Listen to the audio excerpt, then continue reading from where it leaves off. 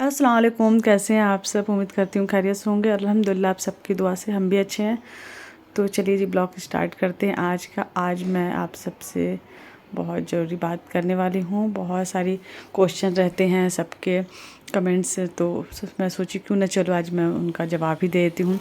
कुछ लोग जो मेरे नए सब्सक्राइबर हैं, जो मुझे अभी अभी सब्सक्राइब किए हैं, देखना चालू किए हैं, तो उन्हें तो मेरा नाम भी समझ में नहीं आता है कि मैंने ऐसा नाम क्यों रखा। मैं एक मेरे चार, तो उन्हें ऐसा लगता है कि शायद मैं हस्बैंड वाइफ और सास ससुर के साथ रहती हूँ, तो इसलिए ऐसे नाम रखी हूँ मैं। और बच्चे हैं दो, ऐसा कुछ अलग अलग टाइप का लोग सोचते हैं मेरे बारे में।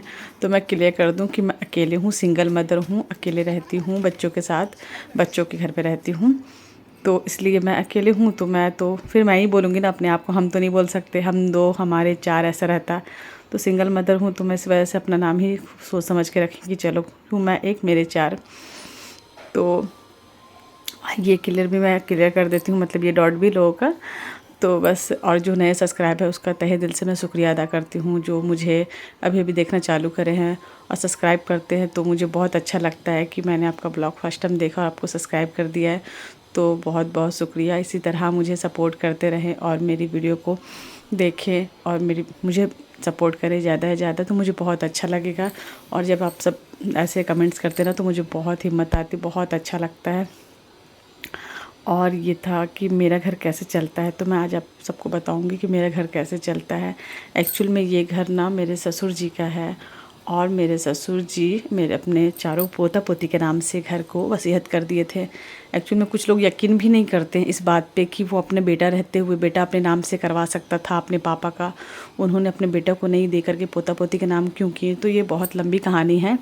एक्चुअल में उनका अपने पापा के साथ थोड़ा सा अनबन हो गया था, थोड़ा सा क्या बहुत ज़्यादा ही हो गया था, जो वो 2 साल तक हम लोग को छोड़ के, मतलब मेरे ससुर जी यहाँ से चल गए थे, अपने बेटे से हो गया था उनका लड़ाई झगड़ा जो भी हुआ था, तो बहुत ज़्यादा ही हो गया था, तो वो छोड़ दिए थे। उसी टाइम शायद उन्होंने ना वसीयत कर थी, जिस टाइम बेटे से हुआ ना, उस टाइम ही वो अपने घर को ना अपने चारों पोता पोती के नाम से वसीयत कर दिए थे। ये बात मुझे पता थी कि वसीयत किए हैं, जब जा रहे थे तो कुछ ऐसा कोर्ट वोट का चल रहा था, सुनी थी मैं।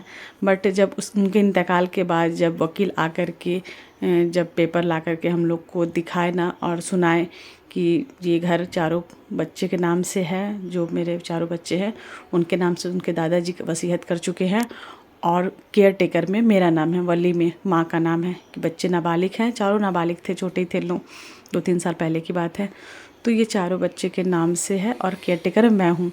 तब मुझे पता चला कि मैं केयर टेकर हूँ। तो एक्चुअल में जब मैं ससुर जिंदा थे ना, तो इंतकाल से कुछ दिन पहले ना ऐसे ही वो एक बार बोले थे मुझे, डायरेक्ट नहीं बोले थे, ऐसा कुछ मुझे पता ही नहीं था, बट मैं परेशान रहती थी ना थोड़ा हस्बैंड को लेकर के, तो वो बोले थे बेटा तुम टेंशन मत लो, मैं तुम्हें कुछ नहीं होगा, तुम्हें कोई दिक्कत नहीं होगा, मैं नहीं भी रहूँगा ना तो तुम्हें कोई प्रॉब्लम नहीं होगा, मैं ऐसा करके जाऊँगा ना कि तुम्हें कोई कुछ नहीं कर सकता, हिला नहीं सकता। तो मैं उनकी बात नहीं समझी। अब समझ में आई उनके जाने के बाद, और अब समझ में आती है कि उन्होंने ऐसा क्यों किया। शायद बड़े बुजुर्ग लोग जो होते हैं ना घर के, वो बहुत कुछ जानते हैं, सोचते हैं, समझते हैं, उनका जो तजुर्बा होता है ना, शायद बहुत अब समझ में आता है मुझे कि वो जो बोलते हैं और वो जो करते हैं ना, उसमें कुछ ही मसलहत होती है, कुछ बात होती है। शायद उस वक़्त हमें समझ में नहीं आई, मैं तो और भी बेवकूफ़ थी, मुझे तो कुछ भी समझ में नहीं आता था। लेकिन अब जब ऐसे मोड़ पे आई और ये सब हुआ ना, तब मुझे समझ में आया। तो जैसे कि मुझे इनको तो ये लगा कि मैं इसे छोड़ दूँगा और मैं शादी करके इसको निकाल दूँगा घर से, और मैं शादी करके ले आऊँगा, मेरे बच्चों को संभाल लेगी चारों को। तो उन्हें ऐसा लगा, शायद ये ऐसा सोचे थे।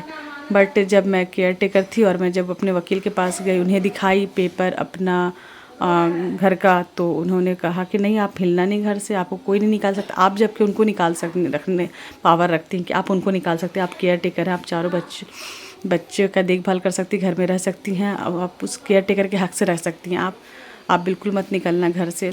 तो मुझे और भी हिम्मत आ गई। नहीं तो इन लोग सोच लिए थे कि पूरा कि मैं निकाल दूँगा और मैं दूसरी शादी कर लूँगा, ले आऊँगा और मस्त इसको घसीट के निकालूँगा। तो खैर जिसको अल्लाह रखना चाहे ना, इसको अल्लाह इज़्ज़त देना चाहे ना, उससे कोई कुछ भी नहीं कर सकता। तो ये अल्लाह का बहुत बड़ा करम है और मेरी कुछ नेकी है, अच्छाई है, जो ये चीज़ मेरे सामने आई और मुझे इस बात से हिम्मत भी और मिल गई अपने बच्चों के साथ रहने की, नहीं तो फिर पता नहीं क्या होता। खैर, अपना दिल और अपना नीयत साफ़ होता है ना, तो आपके साथ कभी गलत नहीं होता।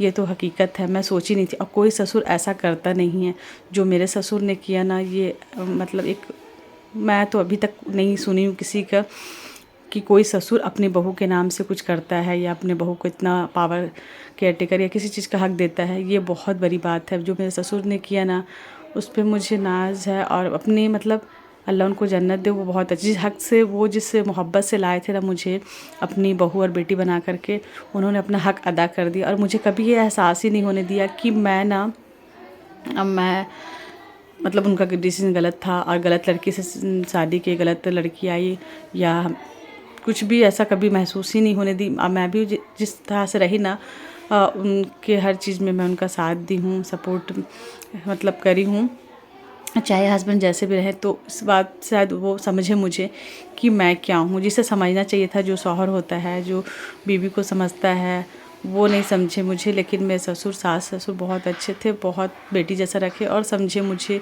मेरा मतलब वो जो करके गया ना, शायद उसी की वजह है, और उसी की वजह से मैं इस घर में आज इज्जत से हूँ, शान से हूँ। और मैं अभी 18 साल तक रहेगा, 18 साल के चारों बच्चे हो जाएंगे, तब मैं शायद बच्चे मुझे निकाल दे आगे चल के, वो अलग बात है। तो मैं इस पे ज़्यादा उम्मीद भी नहीं करती अपने बच्चों पे भी, क्योंकि जब शौहर नहीं होता है ना तो औलाद भी नहीं होता है। मैं ये चीज़ देखी हूँ, तो मैं बहुत डरती भी हूँ और मैं ज़्यादा उम्मीद भी नहीं करती हूँ। मुझे पता है मेरा शौहर मेरा साथ नहीं दे तो पता नहीं औलाद देगी क्या नहीं देगी, पता नहीं आगे क्या होगा। मैं ज़्यादा उम्मीद नहीं करती, और आने वाला समय तो पता नहीं और कैसा होगा। आप कुछ किसी से ज़्यादा उम्मीद ही नहीं कर सकते, उम्मीद लगाएंगे ना तो आपको बहुत तकलीफ़ होगी। तो मैं ज़्यादा उम्मीद नहीं करती हूँ, बस जो मेरा फ़र्ज़ है मैं अपना फ़र्ज़ समझ के रह रही हूँ, कर रही हूँ। आगे अल्लाह मालिक, अल्लाह बहुत बड़ा है, अल्लाह कुछ ना कुछ रास्ता निकालता ही अपने बंदों के लिए, अच्छा ही सोचता है। 70 माओं से जो मोहब्बत करता है वो बैठा है हमारे लिए सोचने के लिए, तो हम इतना कल के बारे में क्यों सोचें। आज जो है हम, आज मेरे बच्चों को मेरी ज़रूरत है, उनका ख्याल रखना, उनका परवरिश करना। 4-4 बच्चे हैं, तो मैं इस अपना फ़र्ज़ निभा रही हूँ। इंशाल्लाह जब तक ज़िंदगी है मैं अपना फ़र्ज़ निभाऊंगी। और ये घर मेरा बहुत ही खूबसूरत है, माशाल्लाह से मेरे ससुर जी ने बनाया था बहुत प्यार से, मोहब्बत से। तो बस ये राजमहल है और मैं इसकी केयर टेकर हूँ, अपने बच्चों के साथ रहती हूँ, और बस इतनी ही मेरी दुनिया है। और मैं बस चाहती हूँ ज़िंदगी में, हाँ, और एक रेंट आता है घर का, घर ऊपर में रेंट में लगा हुआ है ना, तो घर का अच्छा खासा रेंट आ जाता है, 20-25 हज़ार तक रेंट आ जाता है। तो वो रेंट वो देते हैं मुझे, मेरे हाथ में नहीं आता है, उनके हाथ में आता है, वो मुझे देते हैं, अकाउंट में डाल देते हैं, क्योंकि उन्हें लगता है कि मेरा बाप का घर है, मैं चल जाऊँगा। तो वो जाना भी नहीं चाहते इस घर से, शादी भी कर चुके हैं या नहीं करे हैं। और केयर टेकर के हिसाब से मैं इस घर मतलब हूँ देखभाल के लिए। और मैं घर हालांकि रेंट लेती नहीं हूँ, बट मेरा इतना है कि वो इस घर में ला नहीं सकते। वो मैं बोल चुकी हूँ कि घर में कोई भी नहीं आएगा जब तक मैं ज़िंदा हूँ, और मैं इस चीज़ को बर्दाश्त नहीं कर सकती। तुम हो, तुम्हारे पापा का घर है, यहाँ चाहते हो कि मैं हक से हूँ, मेरा बाप का घर है, मैं भी यहाँ रहूँ, तो पर में रहते हैं वो। बट किसी से शादी किए हो या करके रख चुके हो बाहर, तो बाहर ही रहना और बाहर ही तक ही रहेगा वो घर में नहीं कोई आएगा। तो इस वजह से नहीं आ रहे हैं कोई भी घर में, या आगे शादी कर भी लेंगे तो वो घर में कोई भी नहीं आएगा। तो इस चीज़ को कोई बर्दाश्त भी नहीं करेगा। मैं क्या, मैं तो खैर मेरा तो कोई रिश्ता ही नहीं, अब तो मैं कोई मतलब नहीं है मुझे। लेकिन फिर भी नहीं चाहती कि बच्चे डिस्टर्ब हो जाएंगे। अगर किसी से शादी कर भी लिए वो घर में आ जाएगी ना, तो मेरा बेटा है, बड़ा बेटा ना, वो बहुत डिस्टर्ब हो जाएगा, वो बिल्कुल पसंद नहीं करता है। बच्चों का इस पर ना बहुत ख़राब असर पड़ता है, वो बिल्कुल सख्त, वो तो बिल्कुल बर्दाश्त नहीं कर पाएगा। तो इसलिए ना मैं नहीं चाहती कि वो कोई भी है, जो भी है अपना बाहरी तक रहे तो ठीक है, लेकिन घर में वो नहीं आए। तो इस वजह से शायद वो घर में नहीं आ रही हैं। घर का रेंट लेकर के वो मुझे देते हैं, तो इससे घर चल जाता है अल्हम्दुलिल्लाह। बच्चों का पढ़ाई लिखाई जो भी ज़रूरतें हैं कमो बेश करके मैं जैसे तैसे करके चला लेती हूँ। कभी लगता है तो वो हेल्प भी कर देते हैं, कम पड़ता तो मांगती हूँ तो दे भी देते हैं, ऐसा नहीं है। उनको पता है कि मैं कर लेती हूँ, घर चल जाता है।